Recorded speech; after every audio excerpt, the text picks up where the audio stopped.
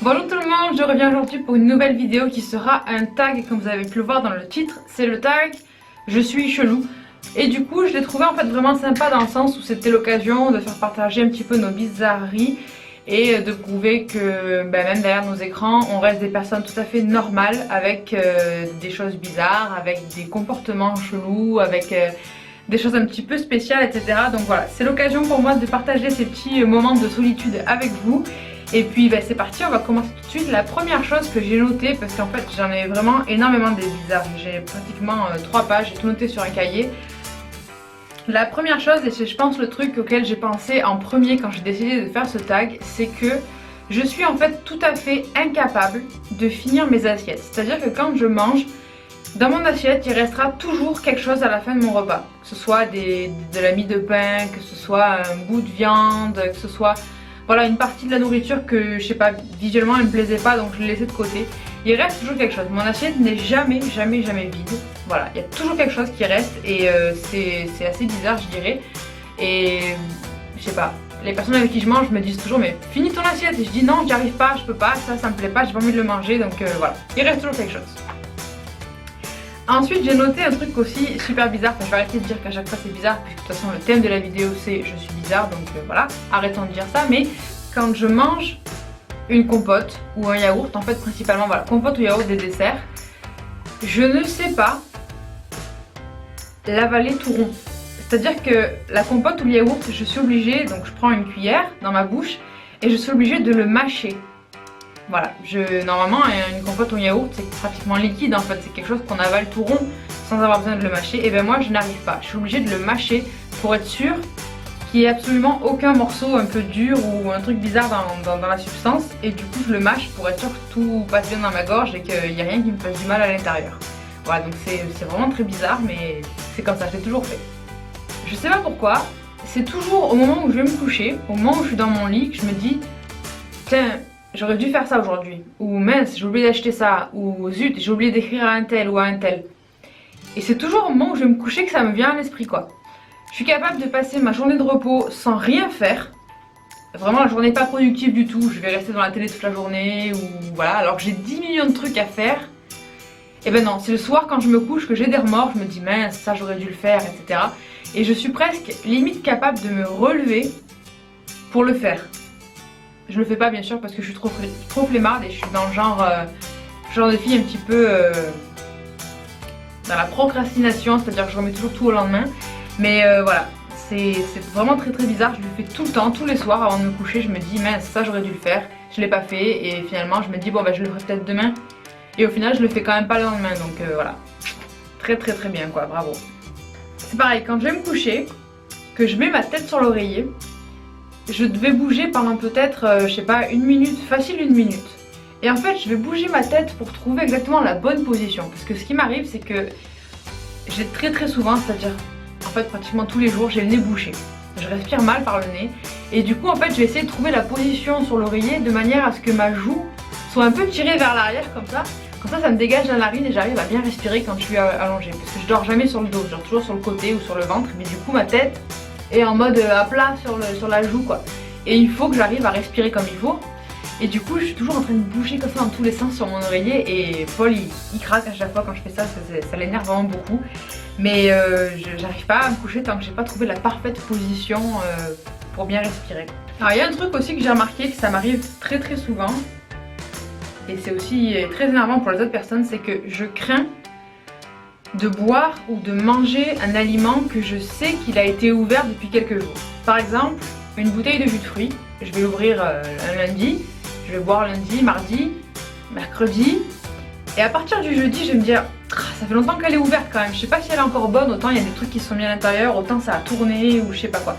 En fait ce qui se passe c'est qu'au tout début où j'étais avec Paul dans notre appartement, on avait un très vieux frigo qui faisait pratiquement plus de froid et les aliments tournaient très vite. C'est-à-dire qu'une bouteille de lait on l'ouvrait et 2 jours après elle était plus bonne. Ou un jus de fruits pareil, il tournait, etc. Donc c'était vraiment super bizarre. Et du coup j'ai gardé l'habitude en fait que tous les aliments qui sont déjà ouverts, j'ai peur de les manger ou de les boire. Je me dis toujours mais ça se trouve il est plus bon et je vais me rendre malade avec. Alors que non, parce que maintenant on a un nouveau frigo, il fait beaucoup de froid et il n'y a pas de souci quoi normalement. Et ça c'est encore pire en fait parce que le nouveau truc que je vais vous dire c'est qu'un yaourt par exemple, ça c'est le truc que je crains à mort, les yaourts. Mettons, il est valable jusqu'au 25, il est bon jusqu'au 25. On est le 24, ben je vais peut-être pas le manger en fait. Si on est le 23 ça va, mais si on est le 24 je vais me dire mince il est pratiquement plus bon donc je vais pas le manger. Alors que c'est totalement débile puisqu'en vrai tout le monde le sait que les yaourts on peut les manger même 10-15 jours après la DLC donc c'est du gâchis je sais mais voilà, c'est comme ça, je suis vraiment bizarre. Alors ça c'est un truc que j'ai beaucoup retrouvé sur les tags que j'ai regardé sur YouTube, sur le tag je suis chelou. Et je pense qu'on le fait tous et toutes, c'est-à-dire que je parle toute seule. Oui, ça c'est sûr, tout le monde le fait. Mais moi je suis un niveau au-dessus dans le sens où je me parle à moi-même, mais en anglais. Voilà. Je me fais mes commentaires, ça c'est quand je suis toute seule, hein. Je le fais jamais quand il y a quelqu'un autour de moi. Mais quand je suis seule chez moi, principalement, je vais faire mes trucs, je passe ma journée, etc.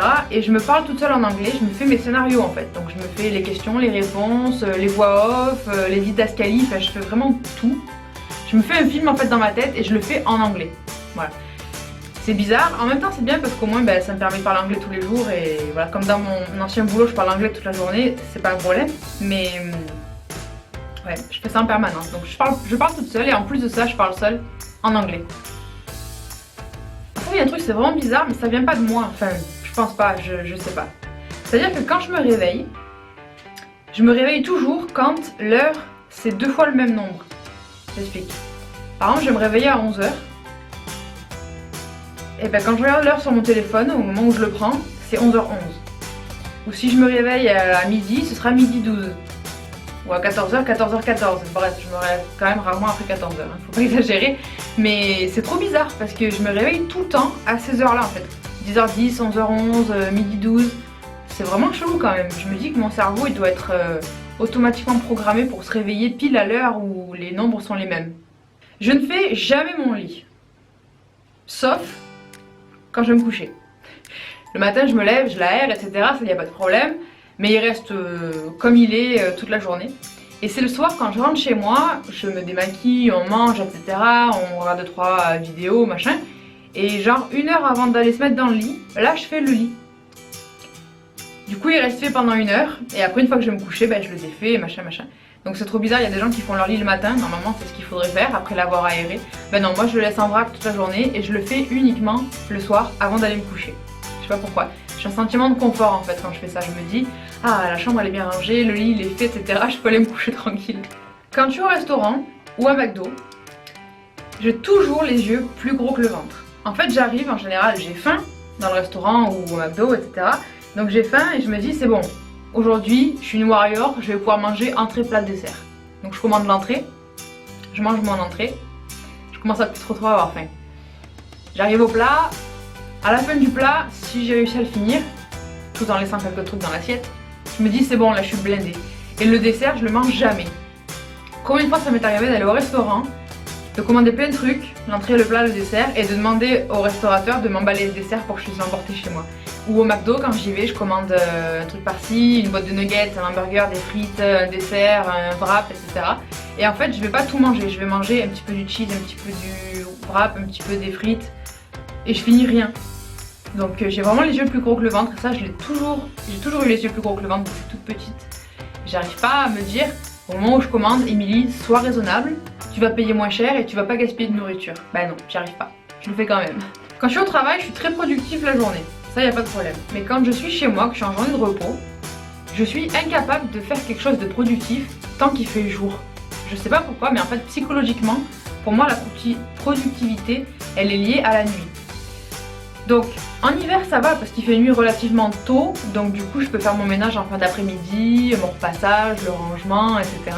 Mais en été, c'est vraiment un problème parce que je n'arrive pas à faire des choses dans ma maison tant qu'il fait pas nuit.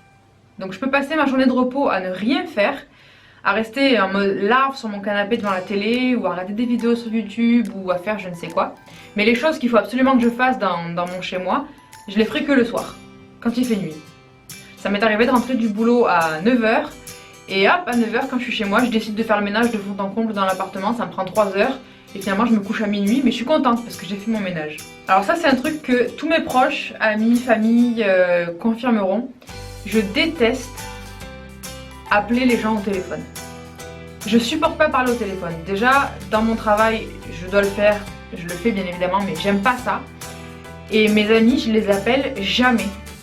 J'appelle Paul, bien sûr, j'appelle ma mère ou mon père, ça y a pas de problème, mais mes amis ou d'autres membres de la famille, je les appelle pas. En fait, j'ai peur de parler au téléphone, je sais pas pourquoi, j'ai peur du blanc au téléphone. Vous savez, ce moment où vous décrochez, la personne vous dit « Salut, tu vas bien ?» et toi tu dis « Salut, tu vas bien ?» en même temps. Du coup, la personne en face attend que tu répondes, mais toi aussi t'attends qu'elle réponde, du coup personne ne parle, il y a un gros blanc. Et puis paf, les deux personnes décident en même temps de répondre « Ouais, ça va, merci » en même temps. Donc il y a de nouveau un blanc, enfin bon bref. J'ai toujours peur du moment où tu sais plus quoi dire, ou du moment où tu as envie de raccrocher mais tu sais pas comment l'annoncer à l'autre personne, ou... Bah, c'est trop chelou. Et du coup, je déteste parler au téléphone et j'appelle personne. Je déteste appeler les gens au téléphone. Et il y a même des fois où mes potes ils m'appellent, je vois le téléphone, je vois qu'ils m'appellent et je vais pas répondre. Je vais raccrocher en fait. Et je vais genre envoyer un texto style ouais désolé je peux pas te répondre, qu'est-ce qui se passe? Pour qu'ils m'écrivent un texto. On repart sur de la bouffe. Pour moi, certains aliments ne vont pas sans d'autres. Je m'explique. Il y a des combos pour moi qui sont indissociables. Les curly, ça va toujours avec le coca. À McDo, le cheeseburger, je peux pas l'avoir si j'ai pas de frites. Steak haché, je voudrais toujours manger des pâtes avec, pas des frites. Et en fait, ces aliments-là, je peux pas les manger l'un sans l'autre. C'est-à-dire que je peux pas avoir le cheeseburger dans la bouche sans avoir une frite en même temps, ou un bout de steak haché sans avoir une pâte, ou un curly sans boire le coca en même temps. Donc je fais toujours des combos un petit peu spéciaux, enfin encore, steak haché pâte ça passe, frites cheeseburger ça passe, mais curly coca c'est spécial, et c'est vraiment une addiction quoi. Et pour moi, si j'ai des curly, je peux pas boire du Fanta ou du Sprite, il me faut du coca avec, c'est obligatoire. Et je suis capable de descendre à 1 h du matin à l'épicerie en bas de chez moi, si j'ai un paquet de curly mais que j'ai pas de coca, pour aller m'acheter du coca. Ah oui aussi en parlant de coca, j'ai une addiction. Je bois très peu d'eau dans la journée, voire pas du tout. Mais en général je m'hydrate, enfin si on peut appeler ça de l'hydratation, avec entre 1 litre et 1,5 litre de coca par jour. Et je bois ça tous les jours. En ce moment j'essaie de me désintoxiquer du coca mais c'est vraiment pas facile parce que le coca c'est vraiment une addiction de malade.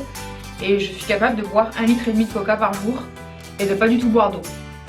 Donc je sais que c'est pas bon mais bon voilà c'est une addiction comme les autres. Et en plus de ça, le coca, je pense être une des rares personnes à pouvoir le boire mais cul sec quoi. Je pense être une des rares personnes au monde à être capable de boire le coca sans m'arrêter. C'est-à-dire que les personnes boivent de l'eau par exemple, tant qu'elles ont soif, elles boivent et elles avalent l'eau directement. Mais moi je fais la même chose avec le coca, alors beaucoup de personnes ne peuvent pas faire ça.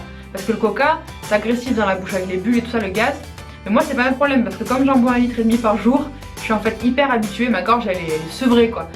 Et du coup je bois le coca mais cul sec comme ça, et les bulles ça me dérange pas, ça me fait pas mal à la gorge, j'avale pas de travers, rien du tout, c'est vraiment trop chelou. Et les gens quand ils me voient boire du coca, ils hallucinent. Ils me disent mais Émilie, comment tu fais pour boire autant de coca aussi vite? Je peux pas m'empêcher quand j'entends une musique qui me plaît ou une musique qui m'inspire en fait, de me faire tout un scénario dans ma tête. Combien de fois je me suis moi-même mise en scène dans des espèces de clips ou de mini-films sur des musiques qui m'inspirent. C'est un truc de malade. Mais des fois, je vais vraiment loin dans le truc quoi. J'imagine absolument tous les détails, où c'est que je serai, dans quelle tenue, quel angle de vue, zoomer sur quelle partie du corps ou du visage. Enfin, vraiment, je me scénarise le truc, mais en gros. Et des fois, ça va vraiment très loin quoi. J'ai déjà dans ma tête la musique et la manière dont je veux rentrer à l'église le jour de mon mariage, ou moi en train de courir dans un champ sur une musique spécifique avec tel type de fleurs, tel type de tenue, les cheveux dans le vent. Puis hop, à un moment donné je me retourne et ça fait un zoom sur mes yeux. Enfin vraiment je vais loin dans les détails quoi. Mais j'adore faire ça. Et dernier truc que j'ai noté et qui est vraiment très chelou chez moi, c'est quand je mâche quelque chose, ou je crois aussi j'ai remarqué quand je me mets du rouge à lèvres. J'ai mon œil gauche qui saute. C'est vraiment super bizarre, et en fait ça on me l'a fait remarquer quand j'étais toute petite, c'est mon cousin il me l'a fait remarquer, je devais avoir peut-être genre 4 ou 5 ans. Et il me regardait manger et puis d'un coup il me dit ah c'est trop marrant, t'as ton œil qui saute. Mais pas le droit, c'est vraiment que le gauche. Et vraiment en fait quand on me regarde, on le voit, il bouge comme ça là. C'est trop bizarre, je dois avoir un nerf qui part en cacahuète là derrière et ça fait sauter mon œil, c'est trop bizarre.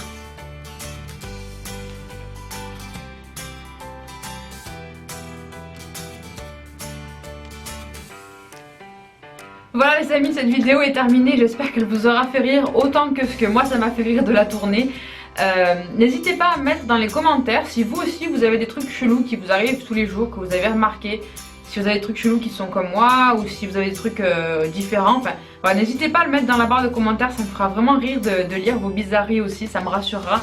Je me dirais que je suis pas seule à être autant chelou. Et puis voilà, donc j'espère que ça vous aura plu. Je vous fais des très gros bisous et je vous dis à bientôt pour une nouvelle vidéo. Bye bye.